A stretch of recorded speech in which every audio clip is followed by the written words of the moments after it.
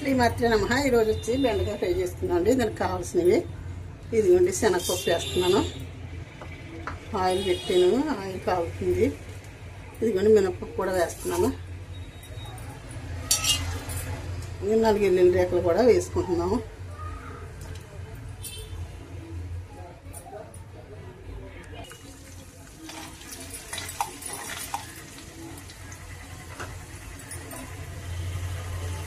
కొద్దిగా జీలకర్ర కూడా వేస్తున్నాను. ఇదిగోండి ఆనియన్స్, పచ్చిమిర్చిని,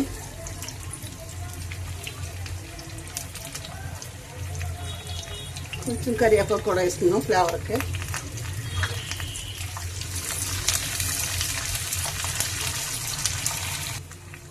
ఎండుమిర్చి కూడా వేస్తున్నానండి. ఎండుమిర్చి ముందు వేస్తే మాడిపోతాయి అనేసి వెనకాల వేస్తున్నాను.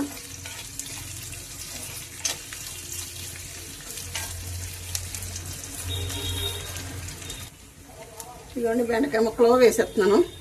సాల్ట్ తర్వాత వేసుకొచ్చండి, ఏంటంటే వాటర్ దిగేసి బెండకాయ జిగురు వచ్చేస్తుందండి. ఫస్ట్ వేసుకుంటే ముందు మనం వేసుకుంటేనే అంచేత సాల్ట్ బెండకాయ వేగిన తర్వాత మనం దింపుకుని ముందు వేసుకుంటే సరిపోద్దండి. చూడండి ఇలా వేగుతున్నాయి కదా, కొంచెం బాగా వేగిన తర్వాత అప్పుడు సాల్ట్ వేసుకుందామండి. చూడండి ఎలా వేగుతుందో.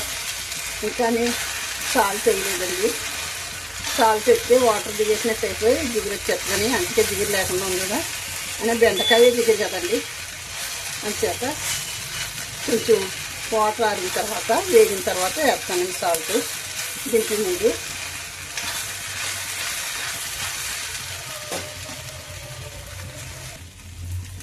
చూడండి ఈ విధంగా వచ్చిన తర్వాత మనం సాల్ట్ వేసానండి. సాల్ట్ వేసుకున్నాక మనం 1 నిమిషం మూత పెట్టుకుంటే బాగా మగ్గుద్దండి. వేపుడి వాటర్ వేసిన వెంటనే మనం సాల్ట్ వేసుకుంటే నీరులా దిగేసి జిగురు వచ్చేస్తుందండి. అందుకని 1 నిమిషం మనం మూత పెట్టుకుందామండి.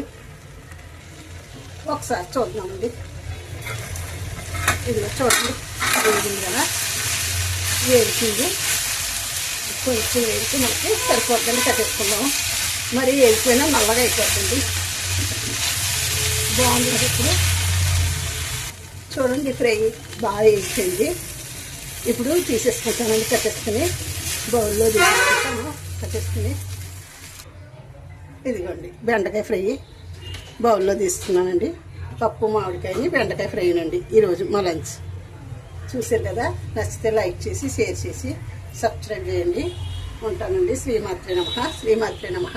శ్రీమాత్రే నమః.